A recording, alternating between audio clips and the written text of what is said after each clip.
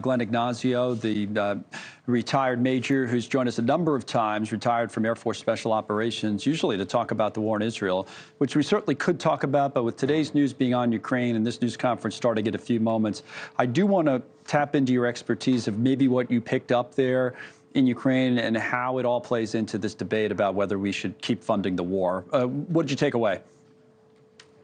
Yeah, so in Ukraine, saw a tremendous amount. We saw indiscriminate killing from the Russians to the Ukraine, a little bit different than Israel. So the interesting part about what was happening and what's happening now is it is really getting to a stalemate. We get into the winter months where things become very slow because it is brutally cold there.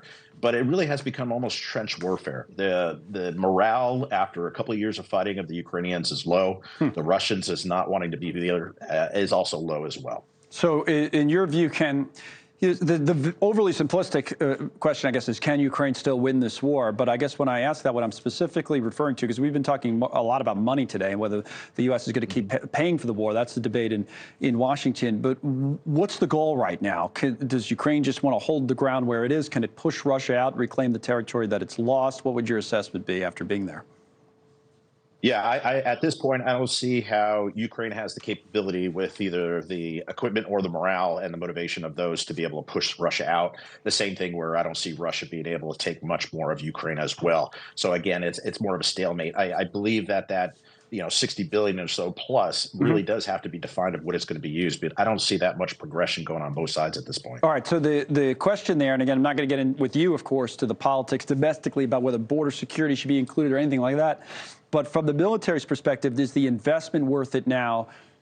From your point of view, what would we be doing? I mean, we'd still be stopping an advance, say, of Vladimir Putin, that he might go even further than he has. I mean, does it still make sense to keep funding the war in Ukraine, just from a military point of view? No, I think they need to be funded to be able to sustain where they're at and be able to stay where they're at, but not funding as far as moving on.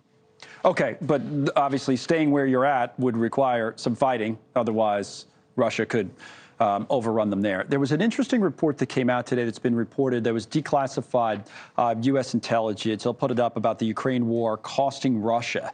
And I guess I don't know if this supports the argument for funding the Ukraine war, but they're really, really interesting numbers. What they said, Reuters reported on this earlier, saying that 315,000 Russian soldiers are killed or injured in the war, and they started the war, there's the number, with about 360,000 personnel. In other words, just about everybody they started with, obviously they've replenished some, but that has been killed or injured in the war. What about the toll this is taking on Russia, on Vladimir Putin? What would you say? Yeah, it's been significant. The losses are tremendous, and the conscription still continues. That's why there's been people trying to flood and get out of Russia. It does affect Putin, but Putin is able to completely control things as he's up for re-election. So he's not going to pull back, and he's not going to lose face. That's why the negotiations have to start taking place, because this is not going either place. It's plus or minus a couple of feet. It's almost like World War I again. All right. Glenn, it's good to see you, Major Glenn Ignacio, joining us. And it's great when you're able to go somewhere like that and come back and tell us, given the expertise you already have about it. We appreciate it. Good to see you. We'll have you on again soon. Thanks so much for watching. Just go to joinnn.com to find News Nation on your television provider. And don't forget to click the red subscribe button below to get more of News Nation's fact-driven, unbiased coverage.